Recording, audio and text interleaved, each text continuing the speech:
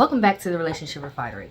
I'm Asia, here to help you redefine as well as refine the way that you view healthy relationships.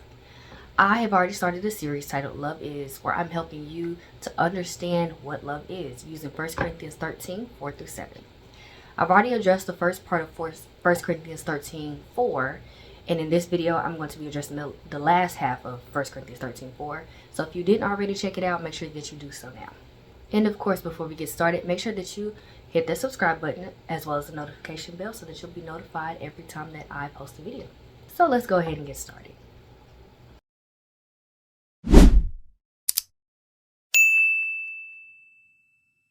If you are someone who is a parent and you're looking to learn more about parenthood or from 1 Corinthians 13, 4 through 7 from a parental perspective, make sure you check out my video from Monday.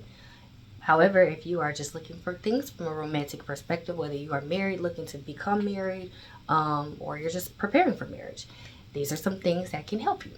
The first quality that we're going to be talking about is envy. I want you to really take a moment to think about times in which you are envious of your partner. But before we even do that, let's take a look at the definition of envy.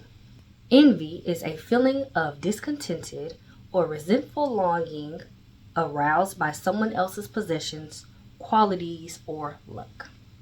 Now, why is being envious of your partner a negative thing? It's because you're not going to celebrate their wins. You may try to humble them, and you may disguise it as, oh, I'm just trying to make sure that they don't have a big head. But truth of the matter is, you're jealous of them. And you shouldn't be jealous of your partner. You should be celebrating the accomplishments and the things that they do. You should be celebrating their beauty, their handsomeness, if that's even a word. You should be celebrating their accomplishments, the relationships that they have in their life, instead of feeling envious of certain things. Now, don't get me wrong, this is different from there's a healthy amount of jealousy when it comes to relationships. So if you have a partner who is crossing the boundaries that the two of you have set together for what the relationship is, that's not envy if you continue to reinforce that boundary, okay? Envy is, oh, my partner is really, really good at this, and so I envy that. And so I try to, I don't come to their recitals, or I don't go to their art shows because I'm envying. It's, oh, I'm busy, or I'm doing this and this is more, I gotta work, and work is more important than your little art show. That's envy.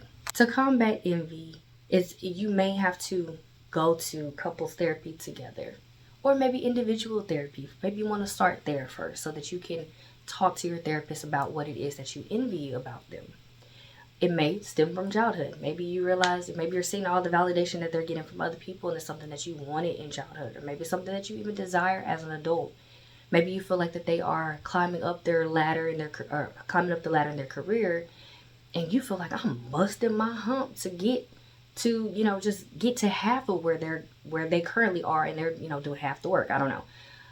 But that's something that you need to first admit. Admit that it's something that you have a problem with. Admit that you are envious, okay? You're human. You have emotions. But you need to address it, because you don't want to start building resentment towards your partner. You can't have a healthy relationship with your partner if you envy them. You can't see them every day and talk to them and give them encouragement and celebrate their wins and things like that if you're envious of the way that they do things. The second quality is boastful. Let's take a look at the definition. Showing excessive pride and self-satisfaction in one's achievements, possessions, or abilities.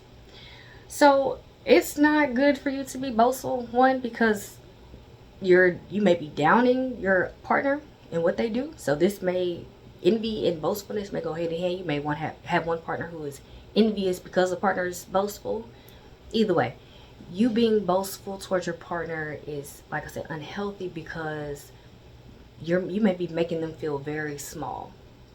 And can you have a healthy relationship like that if one partner feels like that they can never accomplish enough things, or that they're unequal with you? Partners are supposed to be equal. This is not a parent-child relationship, or one is like more of an authority figure than the other. Y'all are side by side. I love when someone, I forgot who it was, but they said that God made Eve from Adam's rib by his side. She wasn't taken from his feet to be beneath, or from his head to be above. Y'all are side by side. Now, whether or not that was actually why God took Eve from, or made Eve from Adam's rib. I don't know, but I love that imagery that women and men, or spouses, are supposed to be side by side. You and your relationship, y'all are supposed to be side by side. Don't make your partner feel like that they're less than because of what you're doing. So don't talk about your sacrifices. Oh well, you wouldn't have been able to start that business if I wasn't working more than 40 hours a week to support you. Or you remember back when that. Don't even do that. Okay, if you're feeling unappreciated, address that. Once again, using those I statements. I feel unappreciated when you say things like this, when you do things like this, when you exclude me from things like this. This is what I would like instead. But when you start attacking your partner or assuming things about your partner, that's just going to lead to an argument. And it's going to lead to one person feeling unheard, or one person feeling like, oh, dang, I can't do enough. I mean, this business is allowing us the opportunity to do whatever. There's so many different scenarios that boastfulness can happen. But yeah, just make sure that you are using I statements and not talking about the sacrifices that you did. Another example of boastfulness is trying to one up your partner. So let's pretend like your partner, you come home from work, your partner is like, hey babe, I swept him off the kitchen. You're like, oh, you swept him off the kitchen, woo woo. I swept him off the kitchen, the bathroom, I vacuumed the bedroom, I did this, I did that all last week, and you didn't hear me asking for no praise or whatever. Validate your partner, like, oh, or validate that they did it and tell them thank you, show appreciation. Even if you don't get appreciation, if that's something you want, use those I statements. I feel unappreciated when you don't acknowledge the things that I do, but acknowledge what they're doing. Don't boast and say, well, I did all this by myself, I didn't ask for no help, yada yada, because what is that doing? That can lead to an argument that leads to one person feeling invalidated, one person feeling like that they're not doing enough in the relationship. And if they're not, that's a conversation y'all need to have. Okay? And maybe y'all need to have that in a therapy setting. Or maybe you need to, once again, maybe you need to go to one-on-one therapy so that you can really get to the root of why you feel like you have to one up your partner. And then the last quality we're going to talk about is pride. And this is a really big one because pride can lead to resentment. And once you've reached that resentment point, it's not impossible for you to come out of it, but it is very difficult. Pride is a feeling of deep pleasure or satisfaction derived from one's own achievements.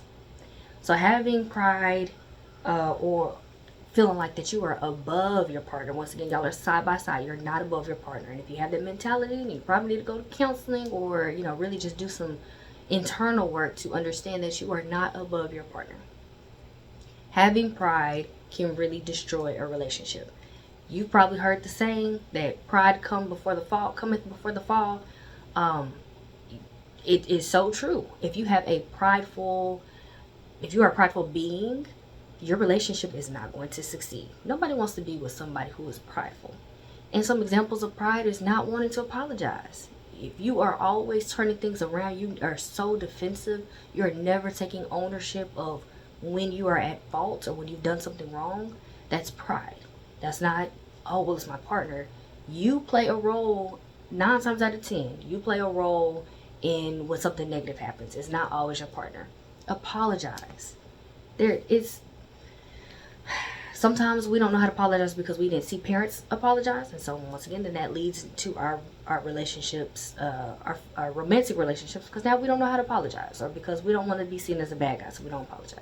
It's so important for you don't know what a small I'm sorry that you mean can really mean to your partner. But most important is that you make change. If your partner comes to you and says that they don't like when something happens, when they're using the I statements, and you refuse to make change or you refuse to apologize, that's pride.